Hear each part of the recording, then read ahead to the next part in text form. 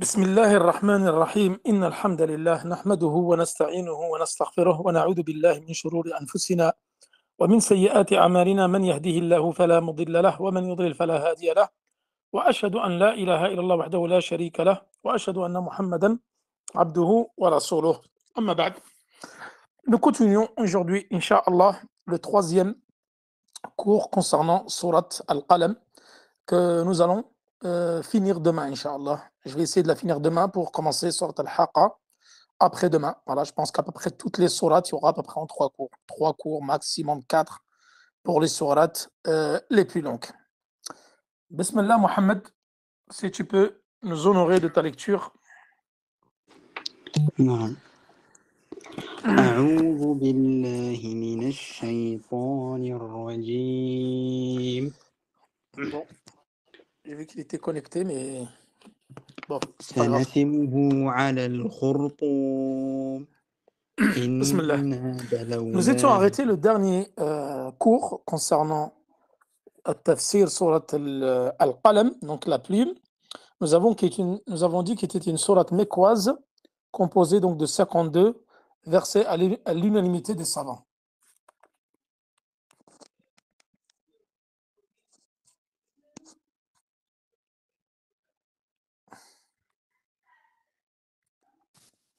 ألو.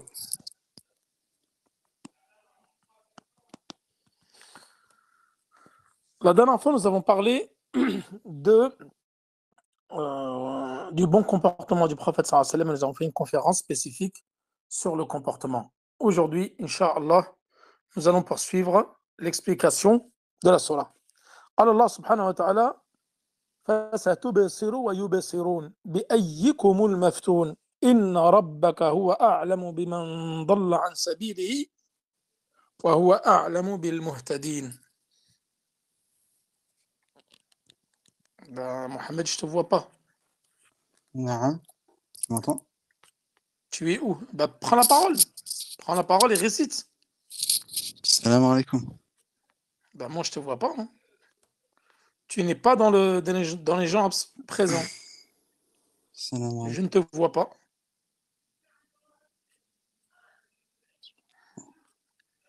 Bon.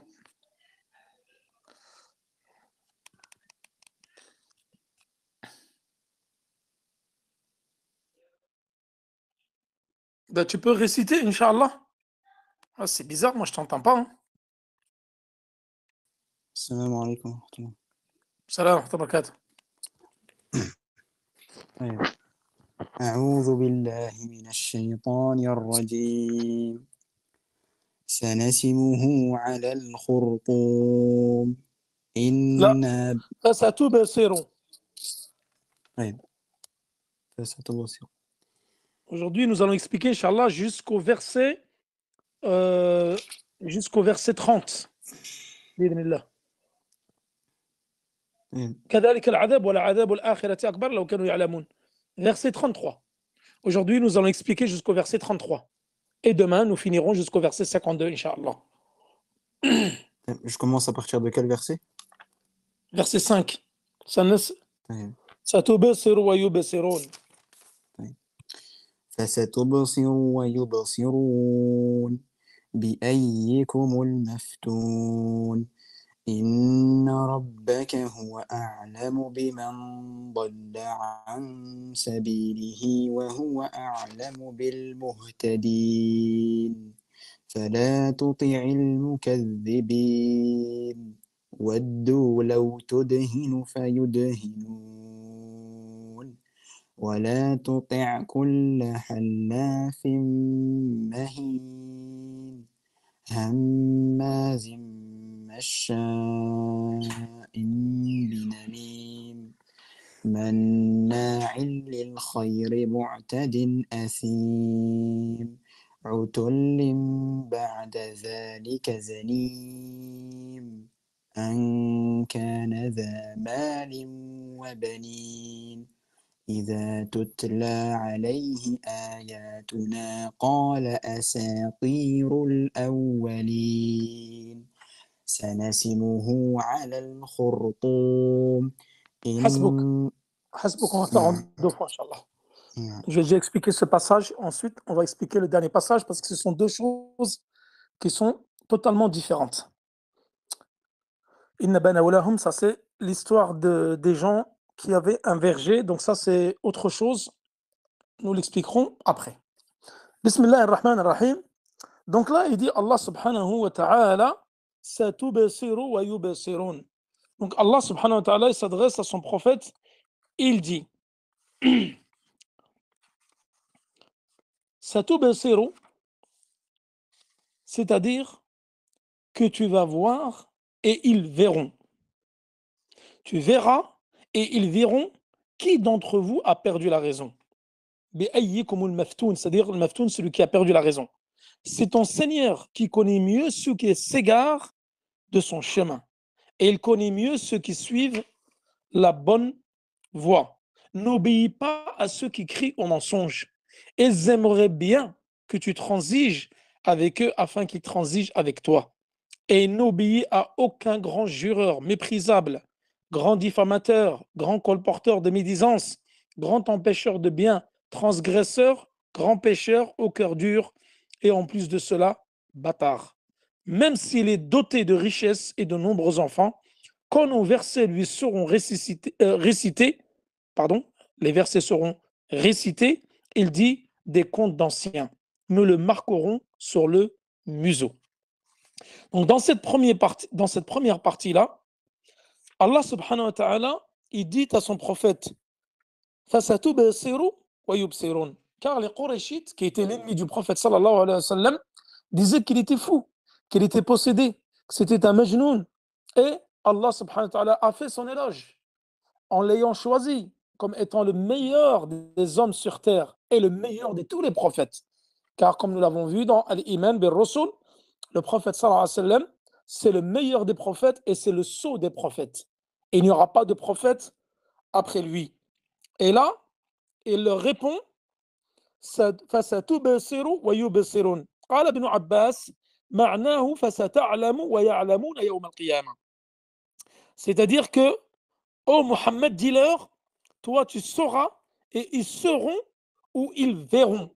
Ils seront et ils verront le jour de la résurrection qui est Al-Maftoun, le possédé, qui est le possédé, et ton Seigneur, c'est mieux que quiconque s'est égaré du droit chemin et quiconque est le bien guidé. Et nous avons déjà vu les types de guidés. La guidée appartient à Allah subhanahu wa ta'ala. Dalalat, ça s'appelle Hidayat at-Tawfiq, celle qui appartient uniquement à Allah subhanahu wa ta'ala. Et il y a un type de guidée qui appartient à Allah, mais également aux messagers, aux prophètes, aux gens pieux. Dalalat al-Irshad. Innaka la tahdi man ahbabt, walakin Allah yahdi man yasha. Comme il avait dit, Allah subhanahu wa ta'ala, lorsque le prophète sallallahu alayhi wa sallam a demandé à Allah pour qu'il guide, pour qu'il fasse miséricorde, à son oncle Abu Talib, qu'il l'a protégé, qu'il a défendu, qu'il a secouru contre les Qurayshites. Et avant de mourir, il a dit, je vais demander à Allah subhanahu wa ta'ala qu'il te fasse miséricorde. Et là, Allah subhanahu wa ta'ala a descendu le verset suivant. Innaka la tahdi man ahbabt, walakin Allah yahdi man yasha. Tu ne guides pas qui tu aimes. Et c'est Allah subhanahu wa ta'ala qui guide qui il veut. Cette guidée-là, elle appartient uniquement à Allah subhanahu wa ta'ala. Nous en avons déjà parlé dans Kitab al-Tawhid et nous aurons l'occasion d'en parler également dans l'Aqid al-Wasitiyya. Et ensuite, il y a une autre guidée qui appartient à Allah, mais qui appartient également aux prophètes, aux envoyés, aux pieux, aux véridiques. Que tu guides sur le droit chemin. C'est-à-dire le prophète sallallahu alayhi wa sallam peut être une cause de guider, comme l'être humain peut être une cause de guider. Et cette guidée-là, elle peut appartenir à autre qu'Allah subhanahu wa ta'ala, elle appartient à Allah, mais également aux prophètes, aux envoyés, aux prêcheurs, aux gens qui appellent au droit chemin. Comme cela fut le cas pour Ali ibn Abi Talib lorsqu'il lui a donné l'étendard lors de la bataille de Khaybar. Il était atteint de conjonctivite et ils lui ont dit il n'a pas pu participer à la bataille de Khaybar. Le prophète sallallahu alayhi wa sallam leur a dit allez le chercher. Donc ils ont été le chercher à Médine et lorsqu'il est venu à Khaybar, le prophète sallallahu alayhi wa sallam a crachoté sur ses yeux et il a retrouvé une vue meilleure qu'il avait avant d'avoir cette maladie des yeux, la conjonctivite. Et là, le prophète sallallahu alayhi wa sallam lui a donné l'étendard. Il lui a dit, va et appelle-les à l'islam. Et là, le prophète sallallahu alayhi wa sallam lui a dit, لأن يهدي الله بك رجلا واحدا خير لك من حمر النعم. Qu'Allah subhanahu wa ta'ala guide par ta cause un seul homme parmi donc les juifs, donc parce qu'ils allaient combattre une tribu juive à Khaybar, est meilleur pour toi que les chamelles rousses, comme nous l'avons déjà évoqué. Et dans ce verset-là, comme ils disent les savants, là, Allah subhanahu wa ta'ala nous annonce une bonne nouvelle. Parce que ce verset-là, c'est un avertissement pour les égarés, c'est-à-dire qu'Allah subhanahu wa ta'ala connaît les égarés, mais c'est une bonne nouvelle pour ceux qui sont guidés, qui ont été guidés par Allah subhanahu wa ta'ala sur le chemin de l'islam et sur le chemin droit. Et donc, cela montre l'immense sagesse d'Allah subhanahu wa ta'ala, l'immense sagesse, puisque c'est lui uniquement qui guide, celui qui mérite d'être guidé. Donc nous remercions Allah subhanahu wa ta'ala, puisque c'est lui qui nous a guidés. Et d'ailleurs, nous le récitons tous les jours dans Surat al-Fatiha, Ihdina sirat al-mustaqim, guide-nous sur le droit chemin. Sirat al-ladhina an'amta alayhim, le chemin que tu as guidé, tu as comblé de bienfaits. غير المغضوب عليهم ولا الضالين, et pas sur le chemin de ceux contre qui tu es en colère. Allah subhanahu wa ta'ala est en colère contre qui? Contre les juifs, al-dhalin. Pourquoi? Car ils ont reçu la science et ils ne l'ont pas mis en pratique. Al-maghdhub alayhim, c'est les juifs. Al-dhalin, c'est les chrétiens. Donc il était en colère contre les juifs parce qu'ils avaient reçu la Torah, la science, ils ne l'ont pas mis en pratique. Et les chrétiens, c'est l'inverse. Eux, ils pratiquaient sans science. Et nous, les musulmans, nous sommes entre les deux. Nous avons reçu le Coran et nous le mettons en pratique. Alors que les autres pratiquaient sans science, les chrétiens et les juifs avaient reçu la science sans la mise en pratique. Donc, ne nous fais pas, guide-nous sur le droit chemin, le chemin de l'islam, et ne nous fais pas de ceux contre qui tu es en colère, les juifs, et ceux que tu as égarés, les égarés, c'est les chrétiens. Donc cela est une bonne nouvelle pour nous, puisqu'Allah subhanahu wa ta'ala nous a guidés. Et nous devons le remercier tous les jours de nous avoir guidés sur le chemin de l'islam. Et ceci est un immense bienfait dont nous devons remercier notre Seigneur tous les jours. Taïb. Ensuite, il dit, n'obéis pas aux menteurs. Donc les menteurs, tu ne dois pas leur obéir. ولا تطع كل حلاف مهين. ولا تطع كل حلاف مهين. C'est-à-dire, n'obéis pas aux menteurs et n'obéis pas à celui qui jure. C'est-à-dire, ceux qui crient au mensonge, ne leur obéis pas, et les menteurs également, qui étaient parmi les Qurayshites. Et n'obéis pas à ceux, ils aimeraient bien que tu transiges avec eux afin qu'ils transigent avec toi. Et n'obéis à aucun grand jureur méprisable. Wala tuti' kulla hallafin mahin. Al-hallaf ici, là concernant, nous allons voir dans ce verset, il est fait mention contre comme quelqu'un qui va posséder ici 9 grands défauts, 9 péchés énormes qui sont cités. Hallaf, mahin, hammazin, masha'in binamim, manna'in lil khayri mu'tadin athim, utullin ba'da dhalika zanim. Comme ils ont dit les savants du tafsir, ces 9 caractéristiques qui sont des caractéristiques méprisables, qui sont des défauts indéniables, et certains exégètes, ils ont dit c'est Al-Akhnas ibn Shariq. Al-Akhnas ibn Shariq. Et d'autres ont dit c'est Al-Walid ibn al-Mughira. C'était des ennemis du prophète sallallahu alayhi wa sallam, c'était des Qurayshites. N'obéis pas, n'écoute pas celui qui jure beaucoup. Et généralement, celui qui a tendance à jurer beaucoup, c'est souvent un menteur, comme ils disent les savants, car il essaie de mentir en jurant pour te faire croire que ce qu'il dit, c'est la vérité. Et nous l'avons déjà vu dans Kitab al-Tawhid, il ne convient pas aux musulmans de jurer beaucoup. Parce que celui qui jure beaucoup, la yu'azzim Allah, il ne glorifie pas Allah subhanahu wa ta'ala. Et en glorifiant Allah subhanahu wa ta'ala, il convient de ne pas jurer beaucoup. Et ça, comme nous allons le voir dans le hadith, il y a des gens. Est-ce qu'il y a un problème de son, Mohamed? Là, il n'y a pas de problème. Parce qu'il y a des gens qui me disent on n'entend rien. Ne vous inquiétez pas, non, mais il n'y a pas de problème de son. De toute façon, dans la rediffusion, vous saurez, il n'y a aucun problème. Il n'y a pas de problème, Inch'Allah. De toute façon, là, j'ai récupéré un micro-cravate, Inch'Allah, je n'ai pas eu le temps de le régler. À partir de demain, Inch'Allah, le son il va être au top parce que je vais brancher le téléphone à un micro-cravate de qualité, walillah alhamd. Et Inch'Allah, on aura un son de qualité. En fin de compte, les problèmes de coupure, j'ai parlé avec quelqu'un aujourd'hui, il m'a dit ça, c'est dû au fait que Telegram sur les téléphones portables, il y a énormément de problèmes. Et moi, je vais essayer, Inch'Allah, à partir de demain, d'utiliser Telegram, mais uniquement avec mon PC. Et apparemment, avec le PC, en plus, moi, comme le PC, j'ai un micro, alhamdoulilah, de bonne qualité qui est relié au PC, comme ça, nous pourrons avoir un son de très haute qualité et il n'y aura plus de coupure. Je vais essayer de m'occuper de cela demain, Inch'Allah. Donc là, Allah subhanahu wa ta'ala, il a ordonné au prophète sallallahu alayhi wa sallam de ne pas obéir aux menteurs, les kafirin, les mécréants et les hypocrites. Nous ne devons pas leur obéir ni les écouter. Ensuite, il dit Hallafim mahin. Le halaf, c'est celui qui a tendance à jurer beaucoup. Mahin, il a plusieurs significations. Grand jureur méprisable.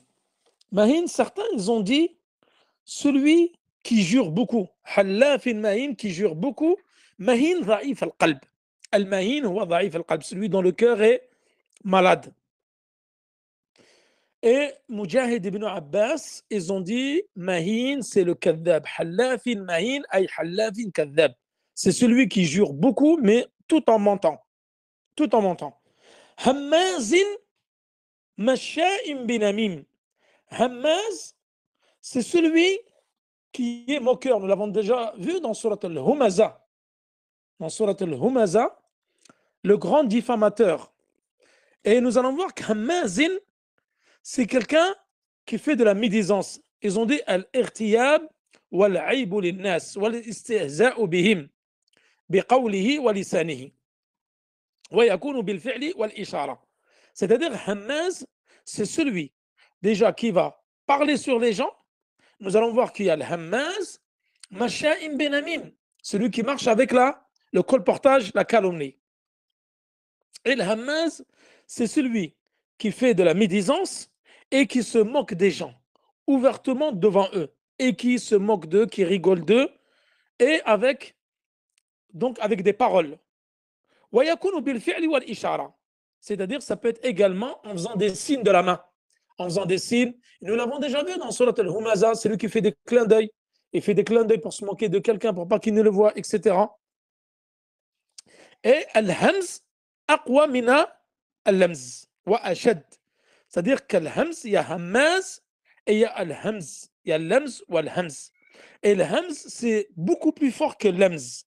L'hamz, des fois, c'est faire juste des signes avec tes yeux, etc. Tiens, tu veux te moquer de quelqu'un, mais tu veux pas qu'il te voie, mais tu fais un signe, tu clignotes de l'œil, etc. Un clin d'œil. Alors que le hammaz, lui, c'est celui qui est là pour mépriser les gens.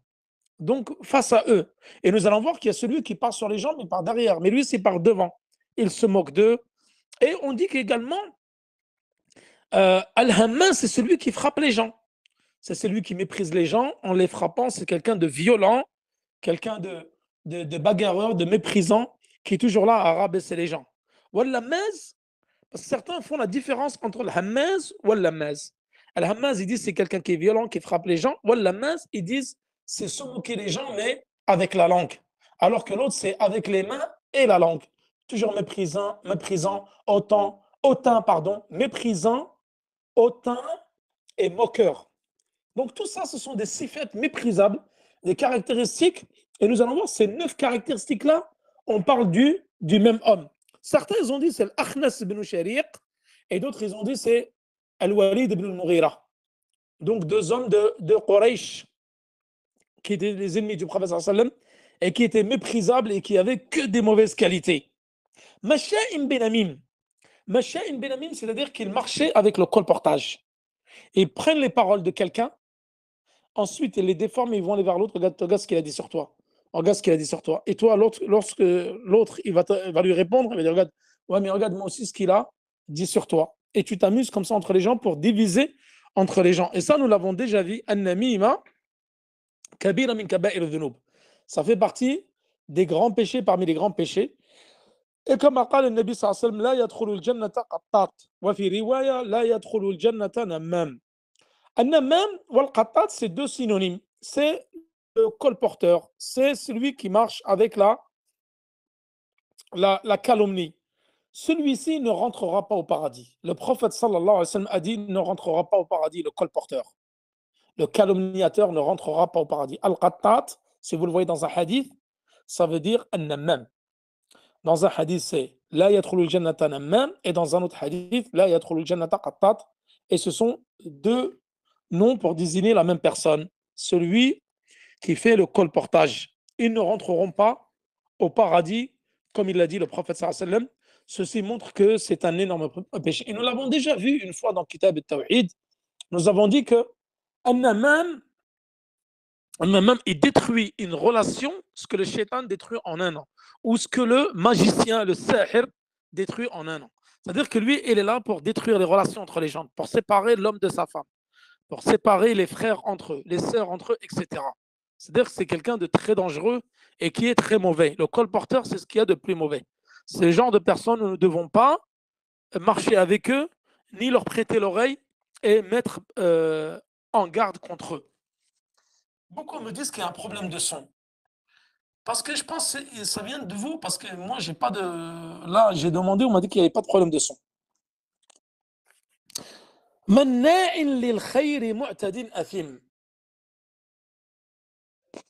Pourtant, je parle dans le micro. Hein. Pourtant, je parle dans le micro. C'est-à-dire un empêcheur de bien. C'est quelqu'un, il est mauvais. Et vous avez des gens comme ça. Je pense tous autour de vous, vous connaissez des gens comme ça, qui sont mauvais à la racine.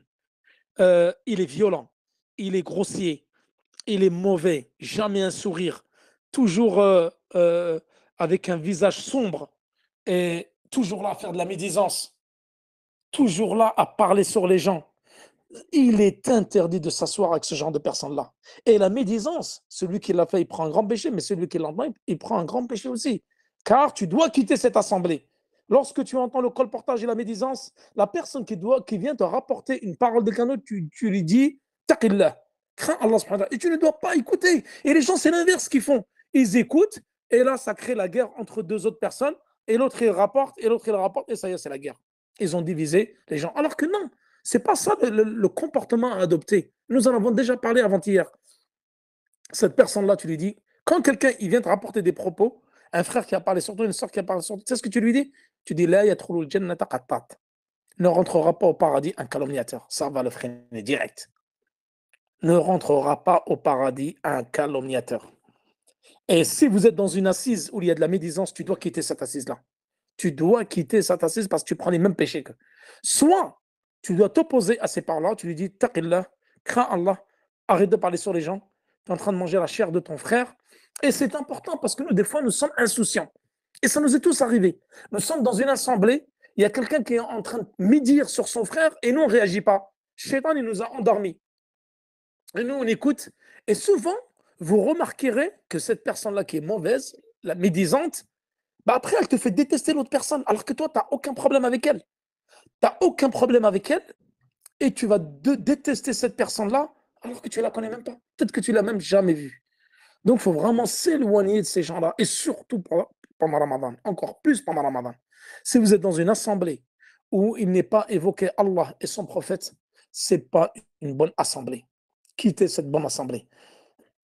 Essayez toujours de rester dans des assemblées profitables, où on évoque Allah subhanahu wa ta'ala, où on évoque son prophète, où on parle d'islam, et on parle de la sunna, et pas de l'qil ou al-qal, le verbiage futile, les futilités, qui n'apporte rien de bon, si ce n'est accumuler des péchés. Wal'iyadu billah. Surtout en ce mois béni. Mu'tadin athim. Mu'tadin, c'est-à-dire celui qui s'en prend aux gens, qui agresse les gens, que ce soit verbalement ou physiquement. Athim, c'est quelqu'un qui a beaucoup de dhunoub. Kathratul ithm, qui a beaucoup de dhunoub, beaucoup de péchés. C'est-à-dire toute cette même personne-là, on parle de la même personne depuis tout à l'heure qui a accumulé tous ses péchés, tous ses défauts, tous ses comportements répréhensibles. Utullin ba'da dhalika zanim. Utullin, les savants, ils ont dit ici, al-mu'tal huwa al-fadhu al-ghalidh al-sahih. C'est quelqu'un qui est grossier de par ses paroles, ses expressions. Quelqu'un qui a toujours un langage grossier. Et certains, ils ont dit al-ja'dhari, ay al-fadhu al-ghalidh. Al-fadhu al-ghalidh. Et certains, ils ont dit al-mu'tal, comme il a dit Ibn Kathir, huwa al-jawad. Al-jawad al-ja'thari. C'est-à-dire quelqu'un soit de forte corpulence, c'est quelqu'un de forte corpulence, soit quelqu'un qui a des propos grossiers, et al-jawad, c'est al-jamou' al-manou', comme l'a expliqué les savants. Al-jamou' al-manou', c'est-à-dire quelqu'un qui amasse l'argent, mais dans un dessein qui est mauvais, avec une intention mauvaise. C'est quelqu'un qui, dans son seul but dans cette vie-là, c'est d'amasser beaucoup d'argent et le priver les pauvres de cet argent-là. Donc son but, c'est de ramasser de l'argent pour une mauvaise intention et de ne jamais la redistribuer pour les pauvres et les nécessiteux. Qu'est-ce que dit Allah subhanahu wa ta'ala? C'est quelqu'un qui avait beaucoup bien, beaucoup d'enfants. Et on voit Zanim, les savants du tafsir, ils ont donné beaucoup d'explications concernant Zanim. Certains ont dit c'est celui qui se distingue des autres. Certains ont dit c'est celui qui fait partie d'un clan, mais en fait, il ne fait pas partie d'eux. Il est avec les gens,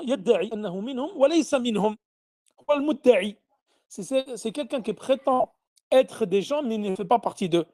Et certains, ils ont dit c'est waladuz zina, c'est-à-dire le bâtard. C'est celui dont on ne connaît pas le père. Celui qui est issu d'une relation de fornication, dont on ne connaît pas le père. Hada huwa zanim. On a donné d'autres explications également concernant الزنيم. عتل بعد ذلك زنيم. الفظ الغليظ الجافي. Quelqu'un soit qui est corpulent, soit qui a des propos grossiers, outrageux et qui est sec, shars al-khuluq, c'est-à-dire qu'il a vraiment des caractéristiques très mauvaises. Quelqu'un qui est mauvais, un voyou, comme nous en connaissons sûrement peut-être autour de nous, ou des gens qui n'ont que des qualificatifs négatifs, que personne ne veut fréquenter. Quelqu'un qui pense qu'à faire du mal. Il n'y a pas un gramme de bien en lui. C'est celui-ci qui est décrit ici dans ce verset du Coran. Et dans une riwaya, kullu jawadin zanimun mutakabbir. Il dit également jawad, c'est celui, comme nous avons dit tout à l'heure, qui est soit corpulent, soit al-jamou' al-manou', qui amasse beaucoup d'argent et en prive les autres. Mutakabbir. Donc zanim, nous avons dit, c'est celui qui est issu d'une relation d'adultère dont on ne connaît pas le père, qu'on appelle plus, avec un langage plus ou moins populaire, le bâtard. Et mutakabbir, donc qui est arrogant. Ensuite,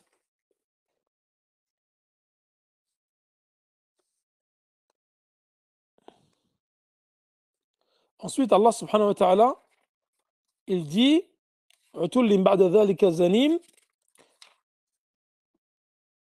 أن كان ذا مال وبنين. C'est quelqu'un qui avait beaucoup de biens et d'enfants. إذا تتلى عليه آياتنا قال أساطير الأولين. Lorsque les versets du Coran lui étaient récités, il disait c'est des contes anciens. C'est des contes anciens, c'est-à-dire le Coran, ce sont des légendes, des contes anciens.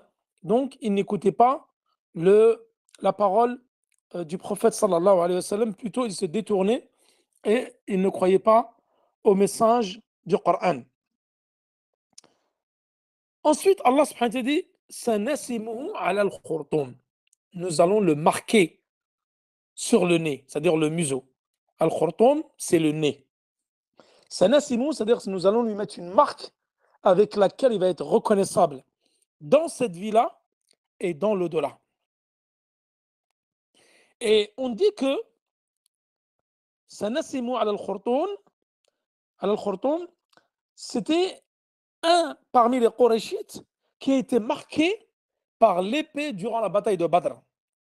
أي وقد ختم الذي نزلت فيه يوم بدر بالسيف. C'est-à-dire cette personne-là qui est citée dans ces versets-là, on dit qu'elle a été marquée par l'épée pendant la bataille de Badr.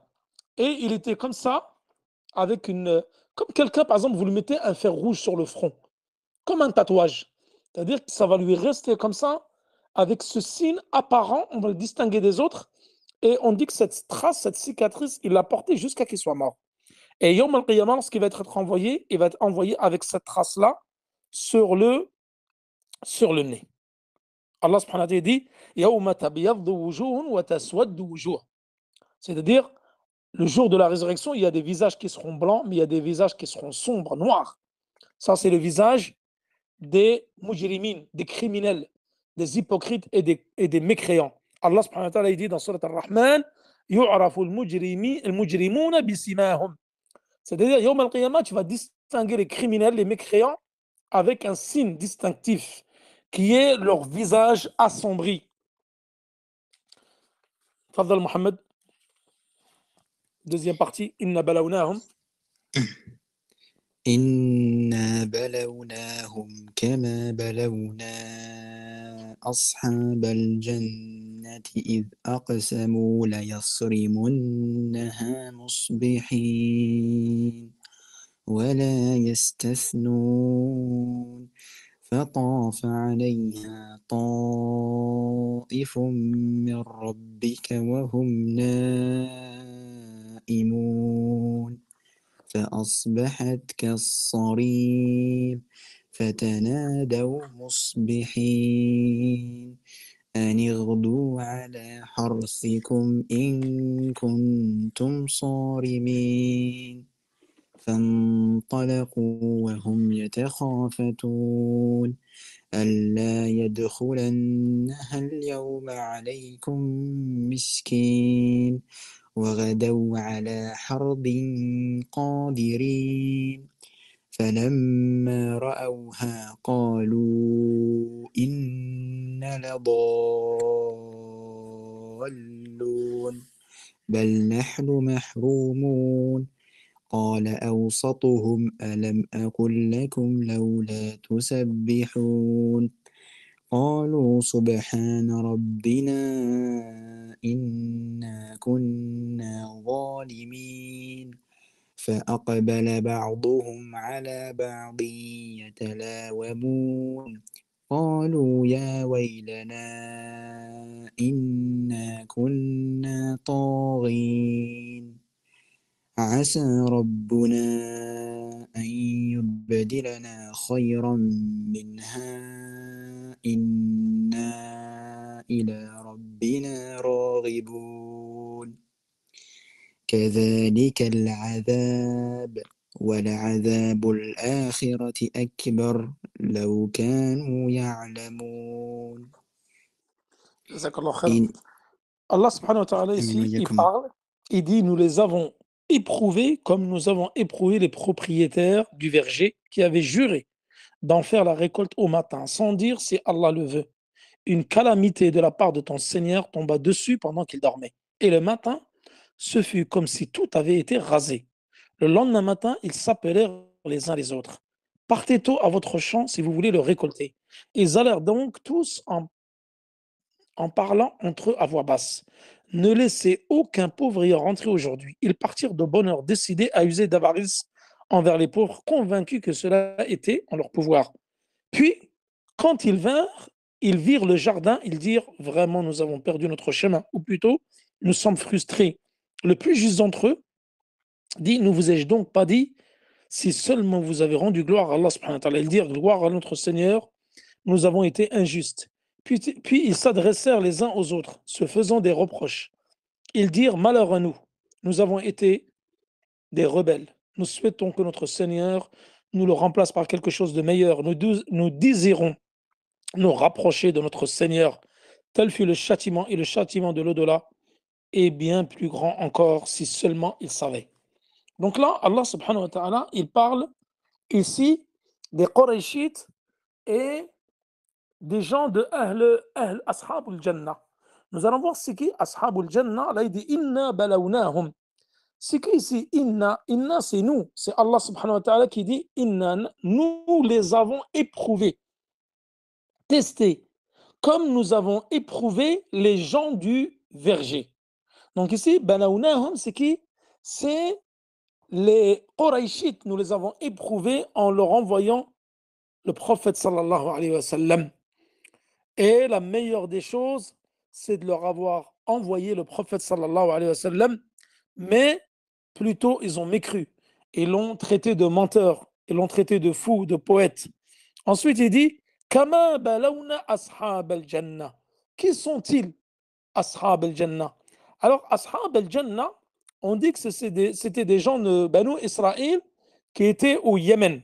Donc, ashab al-jannah, c'est une ville Qalou, qui est proche de Sana'a, de la ville de Sana'a, la capitale du Yémen, ala Farasikh. C'est-à-dire, elle est très proche de Sana'a. Et on l'appelle Hiya Jannatun bi Sawran. Donc la ville de Sawran. Et l'imam Ahmed, il dit, je connais cette ville et je suis passé par cette ville lorsque j'ai été voir l'imam Abd al-Razzaq al-San'ani. Abd al-Razzaq al-San'ani, sahib al-Musannif, Musannaf Abd al-Razzaq al-San'ani, car c'était un des mashayikh de l'imam Ahmed. L'imam Ahmed, une fois, il est parti de Bagdad jusqu'à Sana'a au Yémen, et il a été étudier la science chez Abd al-Razzaq al-San'ani. Il dit, je suis passé par cette ville, qui s'appelle Sawran. Cette ville contenait des vergers. Donc c'était une ville florissante qui contenait des vergers. Et ces enfants-là, leur père, c'était quelqu'un de très pieux. On raconte donc l'Israéliyat, c'était quelqu'un de pieux qui avait décidé de diviser les récoltes de ce verger en 3, dont un tiers, il le donnait aux pauvres. Donc les pauvres avaient pour habitude de venir à chaque fois ici devant le verger pour qu'ils puissent prendre de cette récolte. Et on dit que les vergers qu'ils avaient, c'était des vignes, c'est-à-dire qu'ils avaient récolté des raisins. Et leur père, lorsqu'il est mort, il leur a légué ce verger-là et il leur avait dit d'en faire bon usage. Il leur a recommandé de toujours donner une part aux pauvres. Et eux, ils ont juré. Nous allons donc, demain matin tôt, récolter les récoltes du verger. Voilà, c'est-à-dire qu'ils n'ont pas dit c'est Allah le veut, Inch'Allah. Ils n'ont pas dit Inch'Allah. Ils étaient décidés à aller très tôt dans le verger pour cueillir les récoltes, et tout cela parce qu'ils avaient peur que les pauvres viennent leur demander leur part de récolte. Et eux, par leur avarice grandissante, ils ne voulaient pas donner une part de la récolte comme leur père leur avait recommandé de faire. Alors Allah subhanahu wa ta'ala a envoyé Jibril alayhi salam. Fatafa alayha ta'ifun min rabbika. Tafa, ta'ifun, c'est qui ici? Ils ont dit c'est Jibril alayhi salam. Il est descendu dans la nuit pendant qu'il dormait. Wahum na'imun. Donc pendant qu'il dormait, Jibril est venu, il a arraché toutes les récoltes. Toutes les récoltes, il a rasé. Fa asbahat kassarim. Donc kassarim comme la nuit noire. Mais on dit également sarim comme le jour. C'est-à-dire qu'ils n'ont pas reconnu lorsqu'ils se sont levés le matin. Et eux, ils avaient juré qu'ils allaient tôt le matin cueillir les récoltes pour ne pas que les pauvres viennent entre-temps leur réclamer des fruits. Donc ils n'ont pas dit Inch'Allah. Et là, Jibril alayhi salam, il est descendu et a rasé toute la récolte. Et eux, ils étaient en train de dormir. Et c'est pour ça qu'Allah subhanahu wa ta'ala dit par exemple également dans Surat Al-A'raf, Afa amina ahlul qura an ya'tiyahum ba'suna wa hum na'imun. Vous connaissez ce verset de Surat Al-A'raf, verset 97-98. Il dit également Allah subhanahu wa ta'ala, Awa amina ahlul qura an ya'tiyahum ba'suna duhan wa hum yal'abun. Souvent, en fin de compte, lorsque le malheur va t'arriver ou la catastrophe, tu vas souvent être insouciant. Tu ne la vois pas venir. Tu ne vois pas venir la catastrophe. Et c'est pour ça qu'Allah subhanahu wa ta'ala, il dit dans ce verset 97 et 98. Les gens des cités sont-ils sûrs que notre châtiment rigoureux ne les atteindront pas pendant la nuit ou pendant qu'ils étaient endormis? Les gens des cités seront-ils sûrs que notre châtiment rigoureux ne les atteindra pas le jour pendant qu'ils s'amusent, la nuit pendant qu'ils sont endormis et le jour pendant qu'ils sont en train de jouer? Le châtiment d'Allah, quand il va arriver, tu ne seras pas prévenu et souvent tu seras insouciant. Soit tu seras en train de dormir, soit tu seras en train de jouer. Et se sont appelés le matin les uns les autres.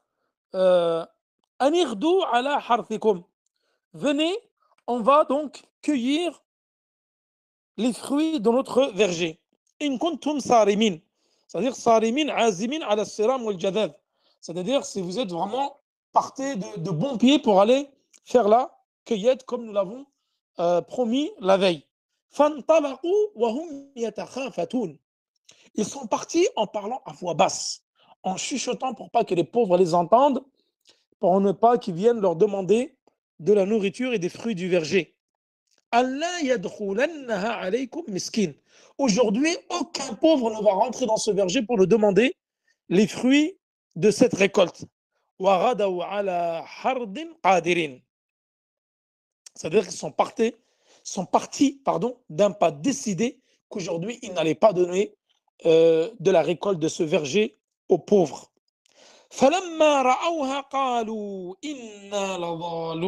Lorsqu'ils l'ont vu, ils ont vu qu'il n'y avait plus de verger. Il n'y avait plus de récolte, il n'y avait plus de fruits. Ils se sont dit, non, mais je crois que nous avons perdu notre chemin. Nous nous sommes égarés, c'est pas cela notre verger. Et c'est parfois, des fois, ça peut t'arriver. En fin de compte, tu arrives et tu crois que, par exemple, cette chose-là, non, tu dis, non, mais elle n'est pas là. Je pense qu'on s'est trompé de chemin. Mais en fin de compte, cette chose-là, elle a été rasée. Elle a été rasée. Les jardins, il a été rasé par Jibril, alayhi salam, la veille. Au début, ils ont dit, Inna la c'est-à-dire nous avons perdu notre chemin. Ensuite, ils ont reconnu leurs erreurs. Bal nahnu mahroumoun. Bal nahnu mahroumoun. Nous sommes égarés et nous sommes trompés en ayant décidé de priver les pauvres de cette récolte. L'un parmi eux qui était doué de raison et qui avait un bon comportement, il a dit Alam aqul lakum laula tusabbihu. Je ne vous avais pas dit de dire gloire à Allah subhanahu wa ta'ala, de dire Inch'Allah, de remercier Allah subhanahu wa ta'ala. قالوا سبحان ربنا إنا كنا ظالمين. Et là, ils ont reconnu leur tort. Et ils ont dit Subhana Rabbina inna kunna zalimin. Vraiment, nous avons le plus gisant d'entre eux donc, leur a dit ne vous ai-je pas dit si seulement vous avez rendu gloire à Allah? Et là, ils dirent gloire à notre Seigneur, nous avons été injustes. Car ils voulaient priver les pauvres de cette récolte. Puis ils s'adressèrent les uns les autres en se faisant des reproches mutuellement. Chacun envoyait la responsabilité à l'autre. Ya waylana inna kunna taghin. Il disait Ya waylana inna kunna taghin. Malheur à nous, nous avons été des rebelles. Nous avons transgressé les règles et les ordres d'Allah subhanahu wa ta'ala en privant le pauvre de son dû. Nous souhaitons vraiment Asa rabbuna an yubdilana khayran minha. Nous souhaitons vraiment que notre Seigneur nous le remplace par quelque chose de meilleur. Nous désirons nous approcher de notre Seigneur. Inna ila rabbina raghibun.